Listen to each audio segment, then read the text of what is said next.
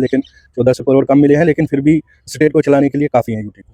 लिहाजा मेरी गुजारिश इनसे यही रहेगी कि जो भी जम्मू कश्मीर में डेली वेजेस हैं, और गवर्नमेंट से मेरी गुजारिश रहेगी कि गवर्नमेंट तमाम जो, जैसे उमर साहब ने पिछले दिनों स्टेटमेंट दिया कि मैं इनको देखूंगा कि कौन काम करता है, कौन डेली वेजर किस बेस पे लगा है, लिहाजा हम भी उस चीज़ को की उसका स्वागत करते हैं, जिससे कि ये साबित होगा कि लैंड ओनर्स जिन्होंने अपने लाखों की ज़मीन दी है और पिछले 20-20 साल से अपनी ड्यूटियां दे रहे हैं, उनको आज इंसाफ मिलेगा। और जब ये सारी चीज़ें देखेंगे, लैंड ओनर्स की एक तरफ लाखों की ज़मीन है, प्लस इसकी 15-15 साल फ्री में ड्यूटियां भी हैं, उसके बाद आज तक जो ड्यूटियां दे रहे हैं 24 घंटे की, वो भी साबित होंगी। और लैंड ओनर्स को एक नाइंसाफी लैंड ओनर्स से इससे पहले हुई है, वो ये कि लैंड ओनर्स को जब इससे ज़मीन ली गई, इसको भर्ती नहीं किया गया वहाँ, लेकिन इसकी जगह ना जाने कहाँ से इन्होंने लड़के लाए और वो भर्ती हुए, लैंड ओनर्स को वहाँ पे ड्रॉप किया गया। सालों पहले की बात है ये आज से 20 साल पहले की बात है। मैंने खुद 99 में ज़मीन दी है और 2015-14 में मेरा ऑर्डर होता है। हालांकि मैंने सारी जो फॉर्मेलिटीज़ थी गवर्नमेंट की वो पूरी कर चुका था मैं, लेकिन न जाने क्या वजूहत रही हैं। और आज मैं चाहूँगा उमर सरकार से कि आज वो नाइंसाफियाँ ना हो जो हमारे साथ हो चुकी हैं। मान लीजिए कि अगर मैंने 99 में ज़मीन दी है, क्या वजह थी कि लैंड ओनर्स होते हुए मैं 24 घंटे की ड्यूटी देते हुए मुझे भर्ती नहीं किया गया। मेरे लैंड ओनर साथी कई हैं इतने जिन्हें भर्ती नहीं किया गया। अगर वो नाइंसाफियाँ हुई हैं 14-15 तक, तो मुझे ये कहना, इस कहने में आज कोई भी शर्म नहीं है कि गवर्नमेंट को वो सारे साल हमारी रेगुलराइजेशन में कंसीडर करने चाहिए और लैंड ओनर्स को आगे ले जाकर बिना किसी आप अभी रेगुलाइजेशन की मांग कर रहे हैं, लेकिन कुछ लैंड ओनर से मुलाकात हुई, वो कह रहे हैं ना जॉब ना कंपनसेशन, वो जॉब्स की मांग कर रहे हैं। और आंकड़ा कितना है सर, कितने लैंड ओनर्स हैं जिन्होंने करोड़ों की जमीन दे दी और आज कोई टेलर का काम कर रहा है, कोई मजदूरी कर रहा है? बिल्कुल, ये हमारे 3256 लड़के हैं जो ऑलरेडी काम कर रहे हैं, जिनके ऑर्डर हुए हैं देर सवेर, लेकिन ऑर्डर हो चुके हैं उनके। और दूसरे मेरे कुछ 3400 लड़के हैं जिनके अभी ऑर्डर नहीं हुए हैं। लिहाजा गवर्नमेंट को चाहिए इन सारी चीज़ों का आज सर जायजा लिया जाए कि ये लोग क्यों ड्रॉप किए गए लैंड ओनर्स, अगर कसूर किनका था, वो कौन ऑफिसर थे, किनकी मौजूदगी में ये चीज़ें हुई हैं। हालांकि जब पिछली बार गवर्नर रूल था यहाँ पे, गवर्नर साहब ने एक सवाल उठाया था कि डेली वेजर्स जो हैं ये किस बेस पे लगे हैं। तो कहीं ना कहीं मैं ज़्यादा उस चीज़ को उजागर नहीं करना चाहूँगा, लेकिन थोड़ा सा मुझे ये चीज़ समझ में आती है कि नाइंसाफियाँ हुई हैं। अगर लैंड ओनर, पहले हक लैंड ओनर का था, इसने अपनी जो ज़मीन दी थी ये स्ट्रक्चर्स के लिए दी थी। आपसे एक बार पहले भी बात हुई थी, आपने कहा था डेली वेजेस के साथ जो भी होगा रेगुलाइजेशन के लिए, उनकी कैटेगरी में लैंड ओनर को नहीं रखा जाए। आपने ये भी बात की थी कि हमारे मसले बिल्कुल अलग है, लेकिन ये सबको कोलैप किया जा रहा है। हाँ, ये आपने अच्छा सवाल उठाया, बेहतर सवाल है।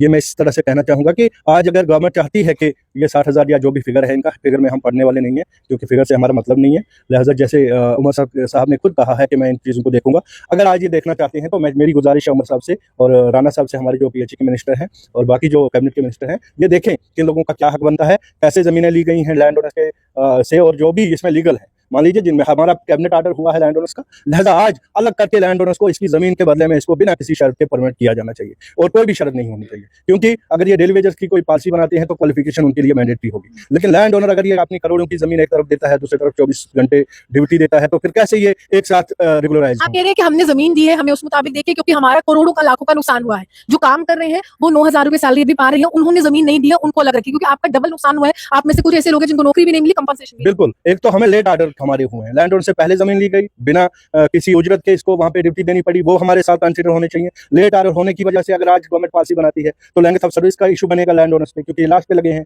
जमीनें पहले ली गई हैं। और दूसरी तरफ अगर लैंड के बदले में हमें अपॉइंट किया गया है तो फिर लैंड के ही अगेंस्ट हमें रेगुलराइज भी किया जाना चाहिए। यही हमारी क्वालिफिकेशन है, यही शर्त हमारी क्वालिफिकेशन तस्लीम की। जम्मू कश्मीर के मुख्यमंत्री ने हाल ही में कन्क्लेव में कहा निजी चैनल में कि देखिए डाटा कलेक्ट कर रहे हैं कि कितने लोग काम कर रहे हैं, कितनी सर्विस कर रहे हैं। आपको लगता है कि अभी डाटा कलेक्शन का समय था या एक्शन का समय था? क्योंकि ये तो वही नेता है या वही लोग हैं जो चुनाव के पहले दमखम से डेली वेजर का नाम ले रहे हैं, मैनिफेस्टो में रख रहे हैं। क्या उस समय इनके पास आंकड़ा नहीं था? तब तो ये कह रहे थे कि 1 लाख आंकड़ा है। देखिए, मुख्तलिफ सरकारें आई, आंकड़े बदले, और जैसे कि पिछले बार जो हमारे एनसी के यहाँ पे जो हमारे ये फाइनेंस मिनिस्टर थे, उन्होंने भी कहा कि हम 2014 में ये फाइनल कर चुके थे अगर सैलाब नहीं आता। आंकड़े क्यों बदले?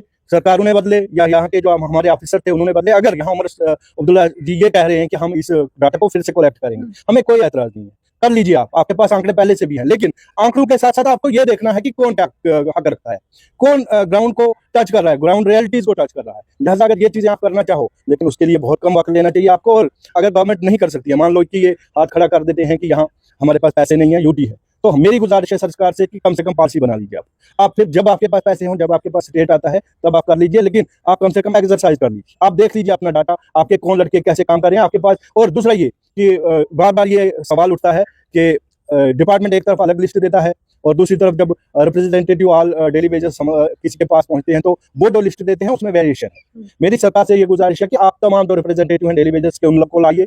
उनके जो लड़के फील्ड में काम करते हैं हर डिस्ट्रिक्ट में, उन्हें पता है, वो खुद अपनी लिस्ट आपको देंगे, ये लड़के हमारे काम करते हैं, वो इसके विटनेस भी हैं। दूसरी तरफ सरकार लेकर आए, दूसरी तरफ आपका डिपार्टमेंट लेकर आए और वो दिखाए कि उनके हो सकता है कि उमर सरकार को इसका भी डर हो कि कहीं ऑफलाइन किसी को सैलरी तो नहीं दी जा रही, तो हम उसके ठीक है मानते हैं। जब दोनों लिस्टें एक साथ आएंगी, टैली होंगी, तो सारी दूध का दूध और पानी का पानी सामने आ जाएगा। देखिए साफ तौर पर जम्मू कश्मीर में उम्मीदें हैं इस समय, क्योंकि पिछला जो सेशन था वो बजट का नहीं था, लेकिन फर्स्ट सेशन था जम्मू कश्मीर के असेंबली का, वो 370 स्पेशल स्टेटस की भेंट चढ़ गया। 5 दिन का समय बर्बाद किया गया दोनों पक्षों की तरफ से। लेकिन यहाँ पर पूरी तरह से अब जो सेशन लगने वाला है वो बजट का है, यानी आगे जाकर जम्मू कश्मीर कैसे काम करने वाला है, कितना पैसा कितना वो जी। और उसके साथ साथ एक नया भी लैंड ओनर्स के साथ ये हुई कि अगर इनको 2014 में या 15 में या 13 में ऑर्डर दिए गए, जो हमारे इज्तिमाई ऑर्डर हुए हैं वो 2013 में हुए हैं, तब से हमारी 24 महीने की कश्मीर रीजन की जो हमारी सैलरी है वो पेंडिंग है। और उस दौरान वो सैलरी, जबकि हम फाइनेंस में भी गए, फाइनेंस हमारे जो डायरेक्टर हैं उनसे भी मिले, उन्होंने ये क्लियर गवर्नर रूल में कहा कि आपकी सैलरी यहाँ से चली गई है।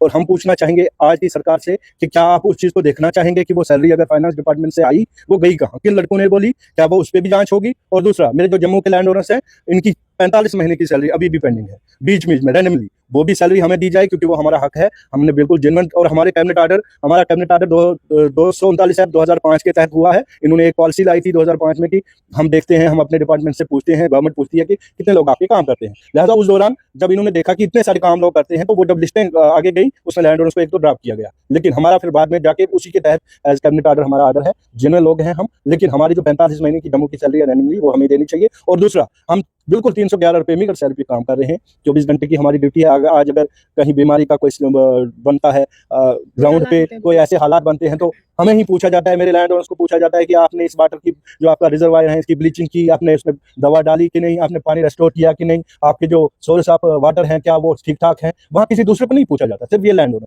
अगर आज आप इन हालात में, जब ऐसे हालात बनते हैं, आप लैंड ओनर्स को पूछते हैं, तो कल जब आपकी पॉलिसी बनती है तो फिर लैंड ओनर ड्राफ्ट क्यों होता है। लिहाजा गवर्नमेंट को ये चीजें सारी नोट करके लैंड ओनर्स को इंसाफ देना चाहिए। ये वो लैंड ओनर हैं जिन्होंने उस दौरान भी ड्यूटियां आपकी दी हैं, जब आपके बाकी डेली वेजेस स्ट्राइक पे होते थे, और लैंड ओनर्स वहाँ पे आपकी खिदमत करते थे, आवाम की खिदमत करते थे, चाहे ये आपका गवर्नर रूल था।